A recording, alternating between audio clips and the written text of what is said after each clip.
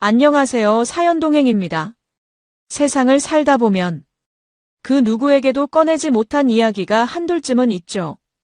이곳은 그런 마음들을 조용히 들어주는 작은 공간입니다. 구독은 공짜지만 그 마음은 참 귀하고 고맙습니다. 구독해주신다면 큰 힘이 될 거예요. 자, 그럼 오늘의 사연 시작합니다. 안녕하세요. 저는 최강민이라고 합니다. 나이는 42세고 작은 정육점을 운영하는 자영업자입니다. 아내 박서연과 중학교 2학년 딸과 함께 평범하게 살아왔는데 지금 이런 사연을 보내게 된 이유를 들으시면 정말 충격받으실 겁니다. 오늘 보내드리는 이야기는 실제 상황을 바탕으로 하되 개인정보 보호를 위해 이름, 나이, 직업 등은 일부 각색된 내용입니다만 핵심 사실들은 모두 제가 직접 겪은 일들이에요. 그날은 평범한 화요일 저녁이었습니다. 저는 늘 그랬듯이 오후 6시에 가게 문을 닫고 집에 들어와서 저녁을 준비했습니다. 38세인 아내 박서연은 피부과에서 상담실장으로 일하면서 늘 바쁘다며 저보다 늦게 들어오곤 했거든요. 딸아이가 학원에서 돌아올 시간에 맞춰 밥상을 정성스럽게 차려놓고 기다렸습니다. 15년 결혼 생활 동안 제가 해온 일상이었죠. 오후 8시쯤 현관문이 열리면서 아내가 들어왔는데 평소와는 뭔가 달랐습니다. 평소에는 왔어 하면서 인사라도 하는데 그날은 무표정한 얼굴로 현관에서 구두를 벗더니 곧장 식탁에 앉는 거예요. 젓가락을 들지도 않고 그냥 앉아서 허공을 바라보고 있더라고요. 저는 뭔가 이상하다 싶어서 오늘 일 많이 힘들었어? 표정이 안 좋네라고 물었습니다. 그런데 아내가 저를 똑바로 쳐다보면서 갑자기 입을 열었어요. 나 다른 남자랑 살 거야.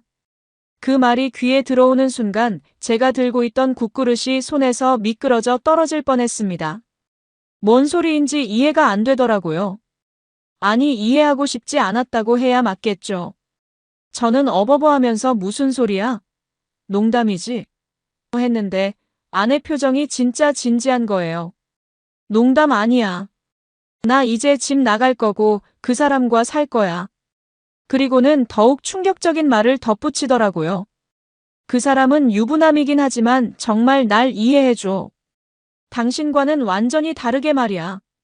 진짜 사랑이 뭔지 알게 해줬어. 이 말을 듣는 순간 머리가 하얘졌습니다. 딸아이가 바로 옆방에서 공부하고 있는 상황에서 아내가 태연하게 불륜을 고백하는 거잖아요. 저는 목소리가 떨리면서도 애써 조용히 말했습니다. 너 지금 무슨 말을 하는 거야?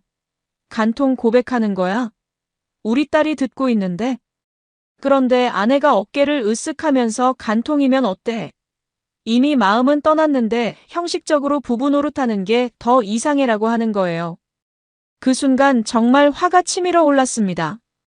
결혼 15년 동안 한 번도 바람 피운 적 없이 성실하게 가정을 지켜왔는데 아내가 이렇게 뻔뻔하게 나올 수 있나 싶었거든요. 저는 주먹을 꽉 쥐고 그 남자가 누군데? 어디서 만났어? 언제부터 이랬어?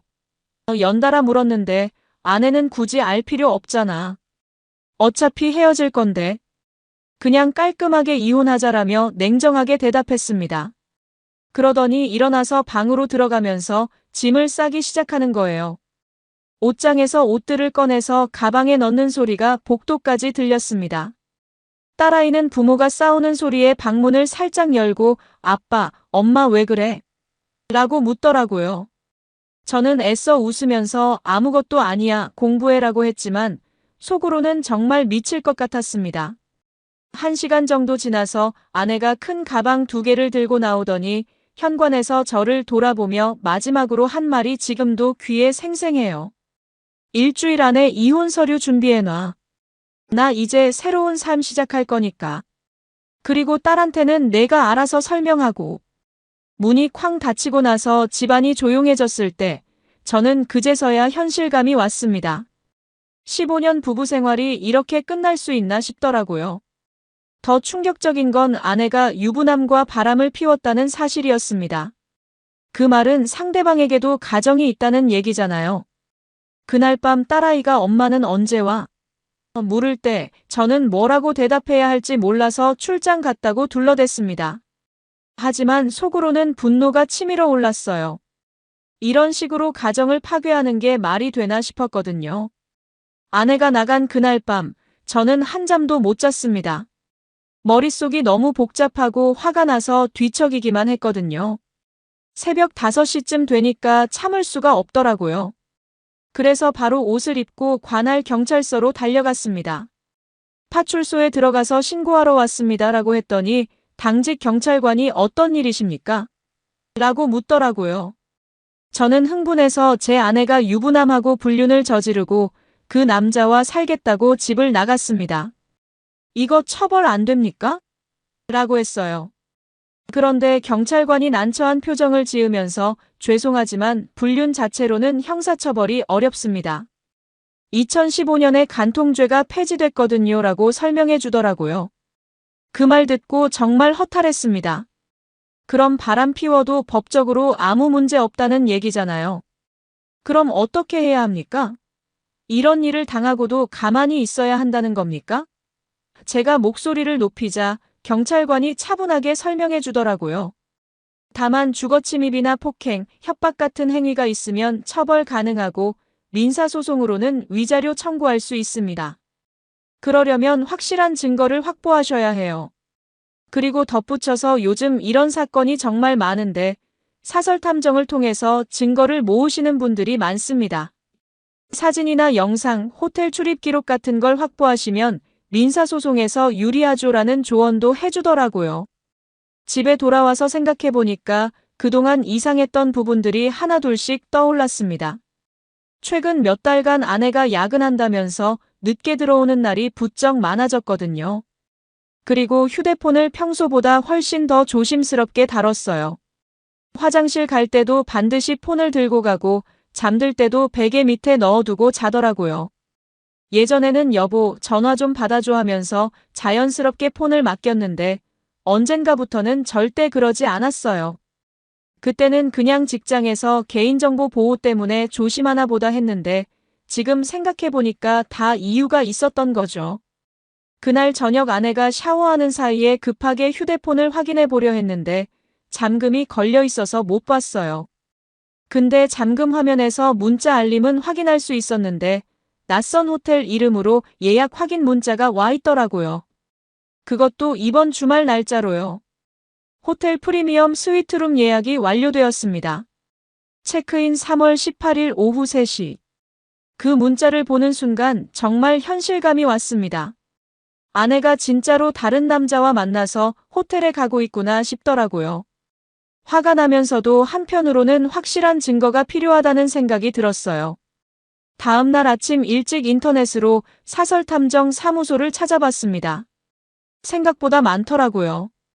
그 중에서 후기가 좋은 곳을 골라서 바로 연락했어요. 대표가 오늘 오후에 상담 가능하십니다. 이런 케이스는 정말 많이 다뤘으니까 걱정하지 마세요라고 하더라고요. 오후에 탐정사무소에 가니까 40대 후반 정도 되어 보이는 대표가 친절하게 맞아주더라고요. 제가 상황을 설명하니까 이런 케이스는 정말 많습니다. 요즘 불륜 사건이 급증하고 있어요.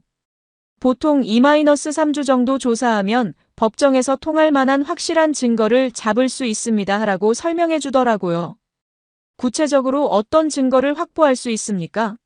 라고 물으니까 부인의 직장 근처, 자주 가는 장소, 차량 동선을 모두 파악해서 상간남과의 만남을 포착합니다. 사진, 동영상은 기본이고 호텔 CCTV, 카드 사용 내역, 차량 블랙박스 영상까지 다 확보 가능해요. 법정에서 인정받을 만한 결정적 증거들이죠라고 자신있게 말하더라고요. 비용은 200만 원 정도 든다고 했는데 저에게는 큰 돈이었지만 어쩔 수 없었습니다. 가게 운영하면서 비상금으로 모아둔 돈을 털어서 계약했어요. 탐정이 꼭 확실한 증거 잡아드리겠습니다. 상간남이 누구인지부터 시작해서 둘의 관계가 언제부터 시작됐는지까지 다 밝혀내줘라고 다짐해주더라고요. 그날 저녁 아내가 집에 들어와서는 내일은 회사 워크숍이라서 집에 안 들어온다고 하더라고요. 저는 일부러 무심한 척하면서 어디서 하는데? 라고 물었어요. 아내가 강원도 쪽이라서 1박 2일로 간다고 대답하는데 목소리에 떨림이 있더라고요. 탐정이 일주일 동안 미행한 결과물을 가지고 저를 찾아왔을 때 저는 정말 충격받았습니다. 들고 온 봉투 안에는 사진들과 동영상 파일들이 가득 들어 있었거든요. 첫 번째 사진을 보는 순간 현실감이 확 왔습니다. 호텔 로비에서 아내와 남자가 팔짱을 끼고 당당하게 걸어 나오는 모습이었어요. 그 남자는 키가 크고 정장을 말끔하게 차려입은 40대 정도로 보이는 사람이었습니다. 상간남은 윤도혁이라는 사람입니다. 40세이고 대치동에서 학원을 운영하는 원장이에요. 부인하고는 6개월 전부터 만난 것 같습니다. 라고 탐정이 설명해 주더라고요. 그 다음 사진들은 더욱 충격적이었습니다. 두 사람이 호텔 주차장에서 포옹하는 모습, 레스토랑에서 손을 잡고 대화하는 모습, 심지어 남자가 아내 이마에 키스하는 장면까지 고스란히 담겨 있더라고요. 이 사진들은 언제 찍은 건가요? 라고 물으니까 지난주 목요일과 금요일, 그리고 주말에 촬영한 겁니다. 부인이 워크숍 간다고 하신 그날 실제로는 이 남자와 강원도 리조트에 가서 1박 2일을 보냈어요. 라고 답변해 주더라고요. 차량 블랙박스 영상도 있었는데 남자 차에서 내리는 아내의 모습이 선명하게 찍혀 있었습니다. 그것도 새벽 2시에 우리 집 앞에서요. 그 시간에 집에 들어와서는 제가 깨지 않도록 조용히 행동했던 거죠.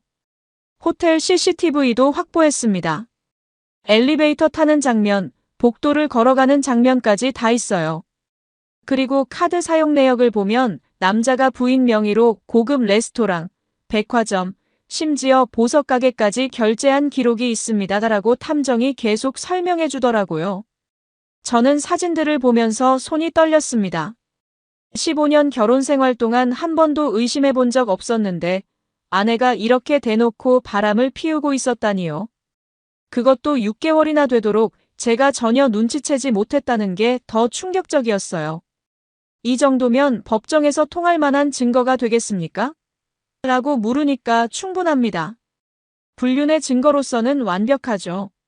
상간남에게 위자료 청구하실 수 있고 이혼 소송에서도 유리한 위치에 설 수 있어요. 라고 확신해 주더라고요. 그날 저녁 아내가 집에 들어왔을 때 저는 일부러 평상시와 같이 행동했습니다. 오늘 늦었네라고 말하니까 아내가 병원 일이 많아서라고 대답하더라고요. 근데 제가 확보한 사진을 보면 그 시간에 남자와 호텔 레스토랑에서 식사하고 있었거든요. 밤늦게 아내가 잠든 후에 혼자 사진들을 다시 보면서 정말 분노가 치밀어 올랐습니다. 어떻게 이렇게 뻔뻔하게 거짓말을 할 수 있는지 이해가 안 되더라고요. 그리고 상간남도 가정이 있다는 사실이 더욱 화나게 했어요. 두 사람이 각자 가정을 파괴하면서까지 만나고 있는 거잖아요. 다음 날 변호사 상담을 받기로 했습니다.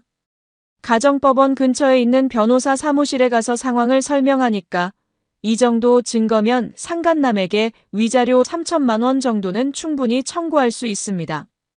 아내에게도 이혼 사유가 명백하니까 재산 분할해서 불이익을 줄 수 있어요. 라고 설명해 주더라고요.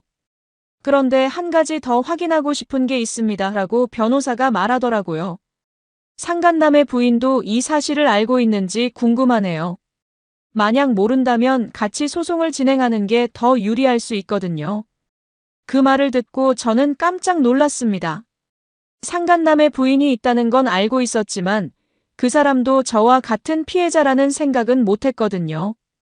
변호사가 한번 접촉해 보시는 게 어떨까요? 서로 연대하면 더 큰 효과를 볼 수 있을 겁니다라고 조언해 주더라고요. 그날 밤 저는 고민했습니다. 과연 상간남의 부인에게 이 사실을 알려야 할까요?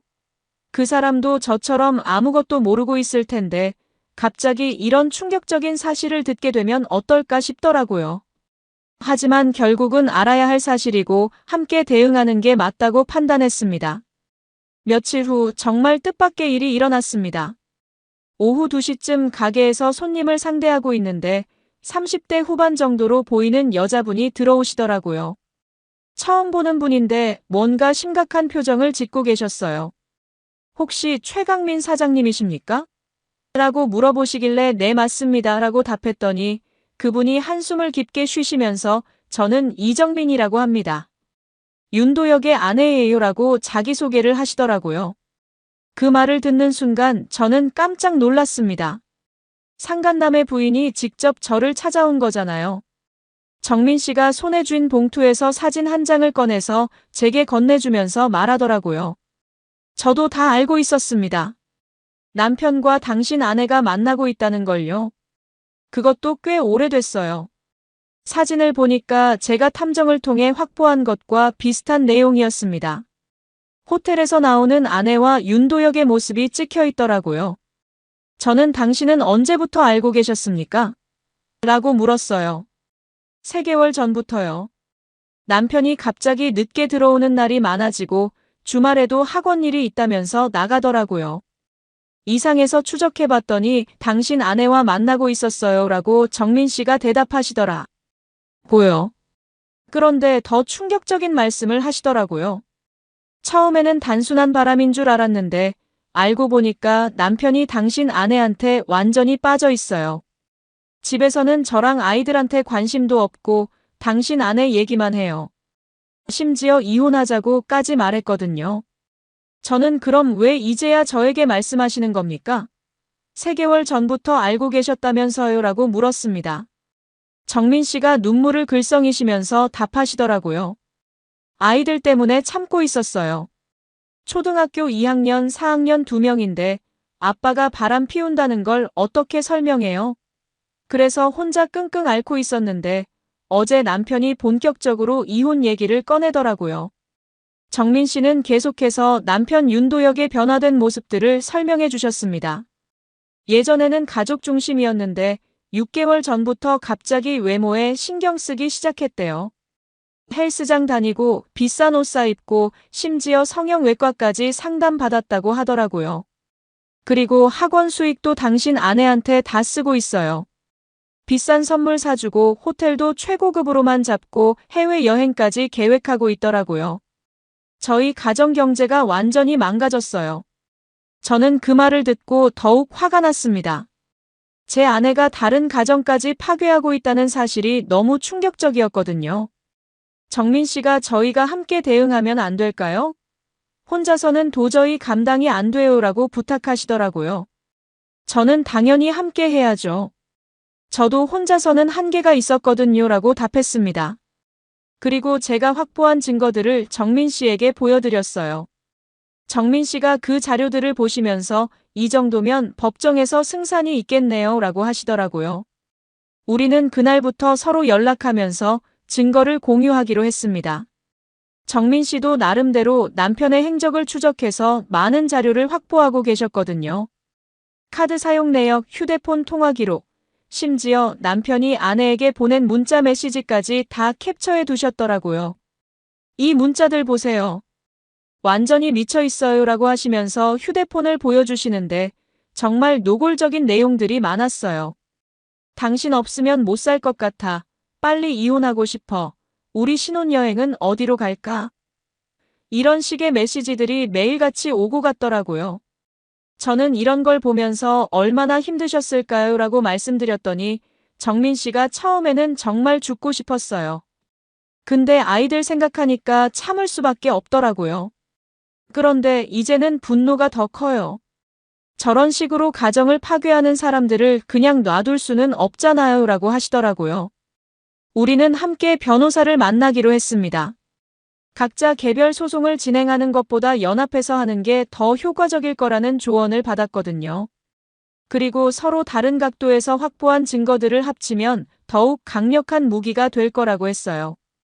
정민 씨와 헤어지면서 저는 묘한 위안을 받았습니다. 혼자가 아니라는 생각이 들어서였어요. 같은 피해를 당한 사람이 있고 함께 싸울 수 있다는 게 든든했거든요. 하지만 한편으로는 화도 더 많이 났어요. 우리 부부만의 문제가 아니라 두 가정 모두를 파괴하는 일이었으니까요. 그날 밤 집에 온 아내를 보니까 정말 역겨웠습니다. 아무렇지도 않게 오늘 저녁 맛있네라고 하는데 속으로는 너 때문에 다른 가정까지 망가지고 있다는 생각만 들더라고요. 하지만 법정 대결을 위해서 참고 견뎠습니다. 며칠 후 아내 서연이 저를 찾아와서 정말 뻔뻔한 말을 했습니다. 그날 오후 가게에 들어오더니 의자에 다리를 꼬고 앉으면서 이혼 안 해주면 내가 먼저 당신을 폭력남이라고 떠벌리겠다며 협박하는 거예요. 무슨 소리야? 나는 너한테 손가락 하나 댄 적 없잖아 라고 했더니 서연이 비웃으면서 누가 믿겠어? 내가 멍든 사진 찍어서 경찰서 가면 끝이야. 요즘 가정폭력에 대해서는 남자가 일방적으로 불리하다는 거 몰라? 라고 하더라고요. 저는 그 순간 아내가 정말 낯선 사람처럼 느껴졌습니다. 15년을 함께 살면서 이런 모습은 처음 봤거든요. 하지만 저도 이미 각오를 단단히 한 상태였어요. 법정에서 누가 거짓말하는지 다 드러날 거야. 나도 할 말이 많거들라고 냉정하게 대응했습니다. 그러자 서연이 눈을 부릅뜨면서 뭔 소리야? 나한테 무슨 약점이 있다는 거야? 라고 되물어오더라고요. 저는 서랍에서 탐정이 준 사진 봉투를 꺼내서 서연 앞에 펼쳐놓았습니다. 호텔에서 윤도혁과 나오는 사진, 레스토랑에서 포옹하는 사진, 차 안에서 키스하는 사진까지 쭉 늘어놓았어요. 서연의 얼굴이 순간 하얘지더라고요. 그러더니 이게 뭐야? 어디서 구한 거야? 라고 당황해서 물어보는데 목소리가 떨리고 있었어요. 6개월 동안의 불륜 증거야. 사설탐정 고용해서 다 확보했어. 호텔 CCTV, 카드 사용 내역, 통화 기록까지 전부 있거든라고 말하니까 서연이 사진들을 뒤적거리면서 이런 건 증거가 안 돼. 그냥 친구 만난 것일 수도 있잖아 라고 억지를 부리더라고요. 저는 그래. 그럼 이것도 친구 사이에 하는 거야? 라고 하면서 호텔 투숙 기록과 함께 찍힌 사진을 보여줬어요. 침실에서 나오는 두 사람의 모습이 선명하게 찍혀 있었거든요. 서연이 완전히 말문이 막히더라고요. 그러더니 갑자기 화를 내면서 당신이 나를 미행했다는 거야? 이건 스토킹이야. 이것도 범죄라고. 라고 소리를 지르더라고요. 범죄는 불륜이야. 그리고 윤도혁 부인도 다 알고 있어. 우리 같이 소송 준비하고 있거들라고 말하자 서연의 표정이 또 한 번 굳어지더라고요. 뭐라고? 그 여자를 만났다고? 라고 놀라면서 물어보길래 당연하지. 피해자끼리 연대하는 거야. 너희가 두 가정을 다 파괴했으니까라고 답했어요. 그때 서연이 갑자기 울먹이는 표정을 지으면서 당신은 돈도 못 벌고 재미도 없잖아. 나는 그냥 새로운 인생을 시작하고 싶었을 뿐이야. 왜 이렇게 복잡하게 만드는 거야? 라고 하더라고요. 저는 그 말을 듣고 정말 어이가 없었습니다. 새로운 인생? 남의 가정 파괴하면서 그게 새로운 인생이야? 그럼 우리 딸은 어떻게 되는 거고? 라고 따졌더니 서연이 딸은 당신이 키우면 되잖아. 나는 내 인생이 더 중요해라고 뻔뻔하게 말하더라고요. 그 순간 정말 이 사람이 우리 딸의 엄마가 맞나 싶었어요. 어떻게 친딸을 그렇게 쉽게 포기할 수 있는지 이해가 안 되더라고요. 서연이 마지막으로 어차피 내 마음은 이미 정해졌어. 도혁이랑 살 거야. 당신이 뭘 해도 소용없어라고 하면서 일어서더라고요. 그리고 문 앞에서 돌아보면서 사진 같은 걸로 협박해도 내 마음은 안 바뀌어. 오히려 더 빨리 정리하고 싶어졌어라고 말하고 나갔어요. 하지만 저는 서연의 눈빛에서 불안함을 봤습니다. 아무리 강한 척해도 증거들이 확실하니까 걱정되는 게 티가 났거든요. 특히 윤도혁 부인까지 알고 있다는 사실에 많이 당황한 것 같았어요. 그날 밤 정민 씨에게 연락해서 오늘 있었던 일을 얘기했더니 우리 남편도 비슷해요. 자기가 뭘 잘못했는지도 모르고 있어요. 오히려 저한테 이혼해달라고 조르고 있어요 라고 하시더라고요. 이제 본격적으로 법적 대응에 나서야겠네요 라고 제가 말하니까 네 저도 그 생각이에요. 더 이상 참을 필요 없어요 라고 동의해 주셨어요. 우리는 다음 주에 변호사와 함께 소송 준비에 들어가기로 했습니다.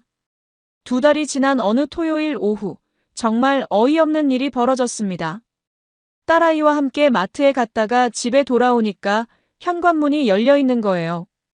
열쇠를 꽂지도 않았는데 문이 열려 있으니까 깜짝 놀랐죠.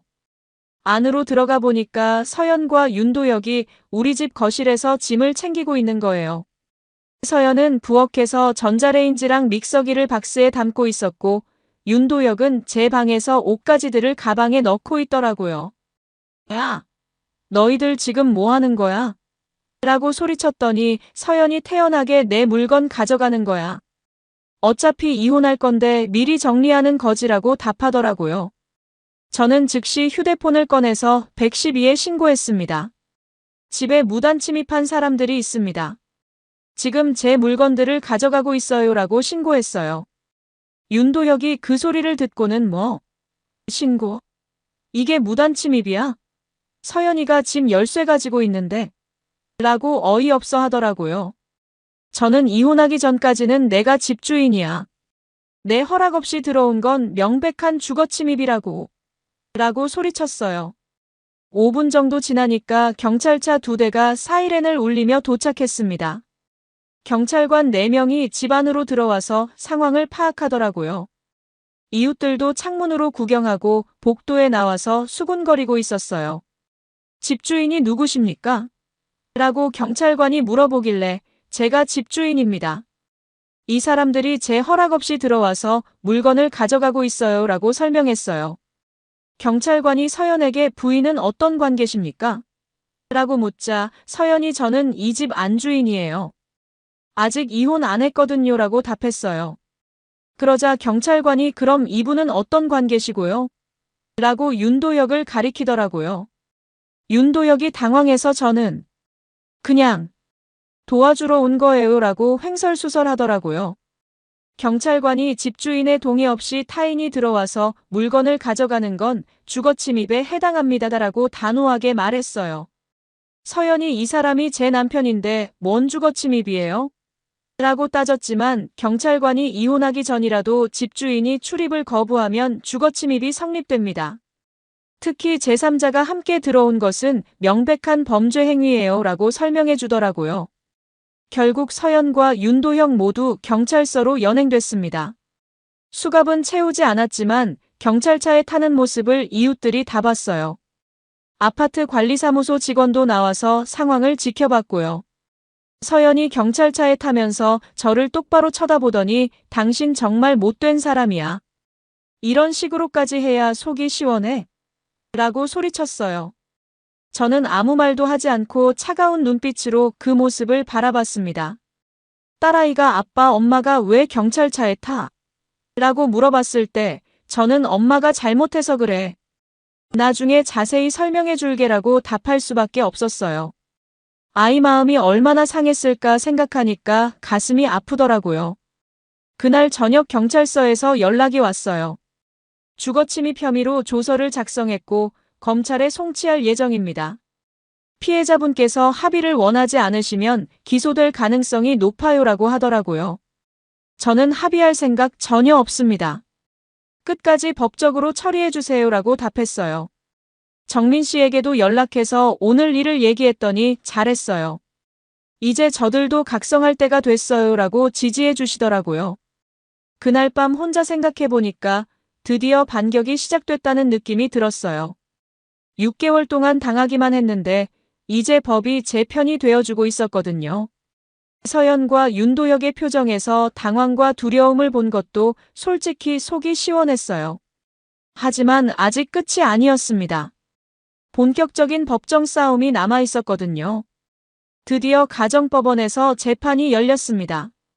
그동안 정민 씨와 함께 준비한 모든 증거들을 법정에 제출하는 날이었어요. 재판정에 들어서니까 서연과 윤도혁이 각자 변호사와 함께 앉아 있더라고요. 판사님이 사건을 정리해 주시더라고요. 원고 최강민은 피고 박서연과의 이혼과 함께 상간남 윤도혁에게 위자료 청구를, 원고 이정민은 피고 윤도혁과의 이혼과 재산 분할을 청구한 사건입니다. 저희 변호사가 먼저 증거를 제출했어요.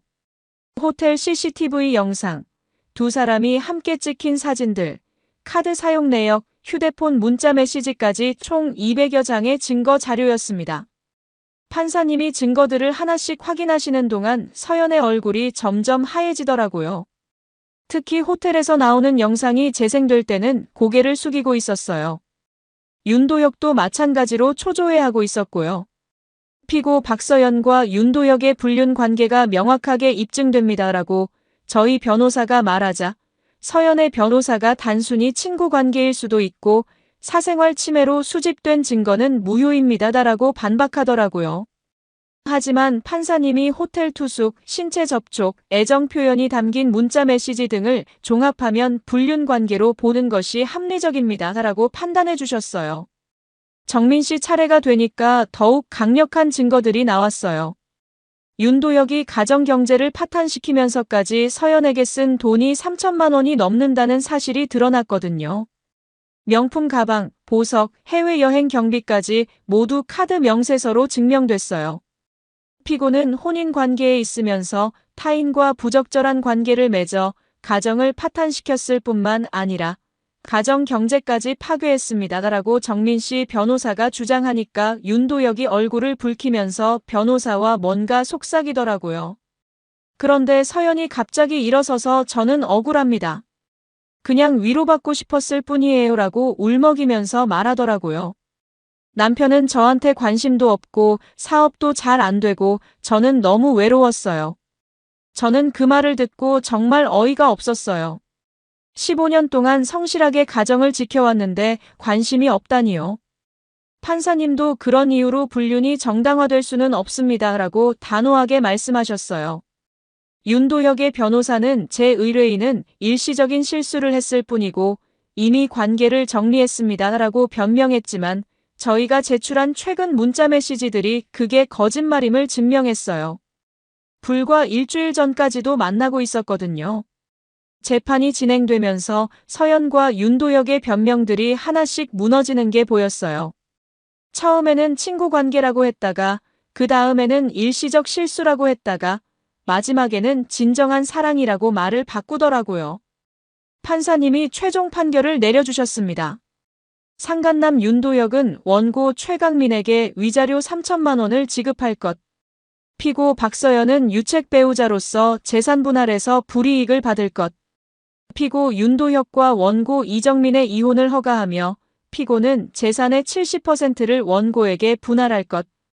그 순간 서연이 안 돼요. 이건 너무 가혹해요. 라고 소리쳤지만 판사님은 판결에 불복하면 항소할 수 있습니다. 라고 차분히 말씀하셨어요. 법정을 나오면서 정민 씨와 악수를 나눴습니다. 수고 많으셨어요. 드디어 끝났네요. 라고 말씀드리니까 아니에요. 이제 시작이에요. 새로운 인생을 살아야죠. 라고 웃으시더라고요. 서연은 복도에서 저를 붙잡고 당신 정말 이렇게까지 할 거야? 우리가 15년을 살았는데? 라고 울면서 말했지만 저는 그 15년을 배신한 건 너야 라고 답하고 돌아섰습니다. 집에 와서 딸아이에게 이제 정말 엄마랑 아빠는 헤어진다고 설명해줘야 했어요. 아이가 울면서 엄마가 나빠서 그런 거야? 라고 물어봤을 때 저는 어른들의 잘못이야. 너는 잘못이 없어 라고 위로해줬습니다. 판결 후 1년 정도 지났을 때까지만 해도 서연과 윤도혁은 잘 지내는 것 같았습니다. 가끔 동네에서 마주치면 둘이 함께 다니는 모습을 봤거든요. 서연은 제게 시선을 주지도 않았고 마치 저 같은 사람은 없다는 듯 행동했어요. 윤도혁은 판결로 인해 학원 지분 상당 부분을 정민 씨에게 넘겨줘야 했고 3천만 원 위자료도 저에게 지급했어요. 그래도 둘은 우리가 진짜 사랑이었다. 이제 자유롭게 살 수 있다면서 주변 사람들에게 떠벌리고 다녔어요. 저는 딸아이와 함께 평범한 일상을 만들어가고 있었습니다. 아침에 일어나서 딸 도시락 싸주고 학교 보내고 가게 운영하고 저녁에는 함께 저녁 먹고 숙제 도와주고. 처음에는 서툴렀지만 점점 익숙해졌어요. 딸아이도 처음에는 엄마를 많이 그리워했지만 시간이 지나면서 아빠가 더 좋아라고 말하게 됐어요. 서연이 가끔 딸을 보러 온다고 연락했지만 정작 약속 시간에 나타나지 않는 경우가 많았거든요. 딸아이가 실망하는 모습을 볼 때마다 가슴이 아팠습니다. 그렇게 3년이 흘렀어요. 어느 날 오후 가게에서 일하고 있는데 누군가 문을 두드리는 소리가 들렸어요. 고개를 들어보니까 서연이 서 있는 거예요. 그런데 3년 전과는 완전히 다른 모습이었어요. 머리는 부스스하고 얼굴은 쑥하고 옷도 남루하게 입고 있었어요. 예전에 그렇게 외모에 신경 쓰던 서연의 모습이 아니었죠. 서연이 가게 안으로 들어오더니 갑자기 제 앞에 무릎을 꿇는 거예요. 그리고 울먹이면서 말하기 시작했어요. 강민아, 미안해. 정말 미안해. 저는 깜짝 놀라서 야, 갑자기 뭐 하는 거야? 일어서라고 했지만 서연은 계속 무릎을 꿇고 있었어요. 사실 윤도혁 그 사람은 나랑 살기 시작한 지 6개월도 안 돼서 다른 여자들 만나고 다녔어. 처음에는 학원 직원이라고 했는데 알고 보니까 20대 여자 2명이랑 동시에 만나고 있었어. 서연이 흐느끼면서 계속 말했어요. 나는 바보처럼 그 사람 믿고 내가 가진 돈 전부 맡겼어. 이혼할 때 받은 재산 분할금 2억, 그리고 내가 모아둔 적금까지 다 줬는데 그 돈으로 다른 여자들한테 선물 사주고 해외여행 데리고 가고. 저는 그 말을 듣고 어이가 없었어요. 서연이 그렇게 사랑한다고 했던 윤도혁이 결국 또 다른 바람을 피운 거잖아요. 그래서 어떻게 됐는데? 라고 물으니까 서연이 더욱 격하게 울면서 답했어요. 한 달 전에 그 사람이 젊은 여자랑 미국으로 튀었어. 내 돈 다 들고 말이야. 나한테는 너는 이제 늙어서 재미없다면서 차버리고 아무것도 안 남겨주고 갔어. 저는 그 순간 복잡한 감정이 들었어요. 한편으로는 그래, 너도 당해봐라는 생각이 들었지만 또 한편으로는 15년을 함께 산 사람이니까 안쓰럽기도 했거든요. 서연이 계속해서 말했어요. 나 지금 고시원에서 살고 있어. 편의점에서 야간 알바하면서 겨우 버티고 있고. 강민아, 나 정말 잘못했어. 15년 동안 너한테 받은 사랑이 얼마나 소중한 건지 이제야 알겠어. 그리고는 더욱 간절하게 말했어요. 다시 기회를 줄 수 없을까? 나 정말 달라졌어. 이제야 정신 차렸어. 우리 다시 시작할 수 없을까?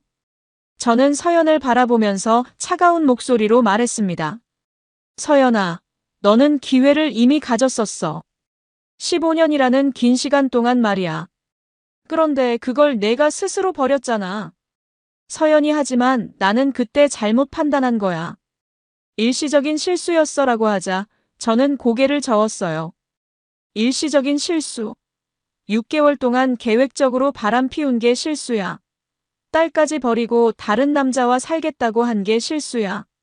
서연이 더욱 절망적으로 울면서 그럼 어떻게 해야 돼? 나는 정말 갈 곳이 없어. 가족도 다 등을 돌렸고 친구들도 연락을 끊었어라고 하더라고요. 저는 일어서서 서연에게 말했습니다.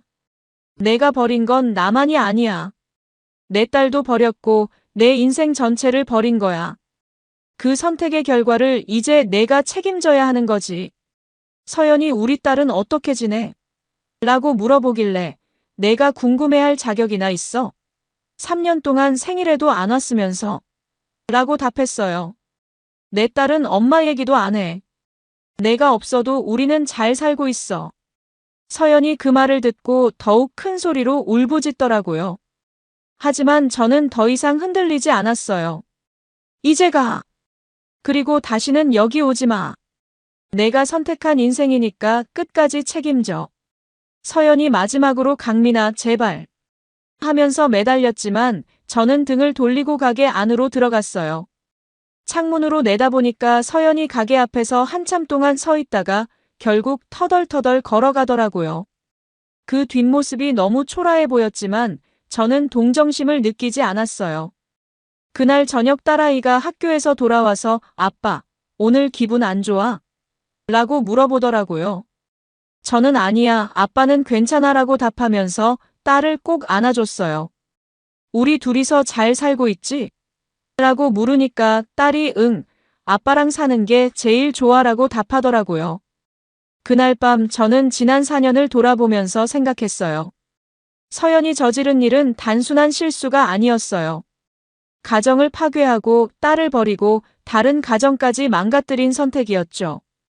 윤도혁도 결국 본색을 드러냈잖아요. 서연을 버리고 더 젊은 여자와 튀어버린 거 보면 처음부터 진정한 사랑이 아니었던 거예요. 그저 자신의 욕심을 채우기 위한 수단으로 서연을 이용했던 거죠.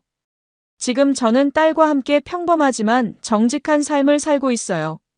매일 새벽에 일어나서 가게를 열고 손님들을 정성껏 대하고 저녁에는 딸과 함께 시간을 보내요. 화려하지는 않지만 마음이 평안해요. 여러분들은 어떻게 생각하세요? 만약 여러분이 저와 같은 상황에 처한다면 어떻게 하시겠어요? 배신한 사람을 용서할 수 있을까요? 아니면 저처럼 단호하게 정리하실까요? 저는 후회하지 않아요. 정직한 삶의 무게가 얼마나 소중한지 이제 확실히 알거든요. 이번 사연은 42세 정육점 사장 최강민 씨의 사연이었습니다. 아내가 갑작스럽게 유부남과 살겠다고 선언하면서 시작된 이 이야기는 사설 탐정을 통한 증거 확보, 상간남의 부인과의 연대, 주거침입 신고, 법정 승소까지 이어졌습니다. 3년 후 모든 것을 잃고 돌아온 전 아내를 냉정하게 거절하며 사이다 결말로 마무리됐네요. 여러분들이라면 어떻게 하셨을까요? 여러분, 오늘 사연 어떻게 들으셨나요? 지금 이 순간 무슨 생각이 드셨는지도 궁금합니다. 여러분의 소중한 생각을 댓글로 남겨주세요. 지금까지 사연동행이었습니다. 함께 해주신 모든 분들께 진심으로 마음 깊이 감사드립니다. 방송 끝나기 전에 혹시 아직 구독과 좋아요 안 누르셨다면 그 한 번의 클릭이 이 채널을 계속 이어가게 하는 큰 힘이 된답니다. 다음 사연에서 다시 인사드릴게요. 여러분 평안하세요.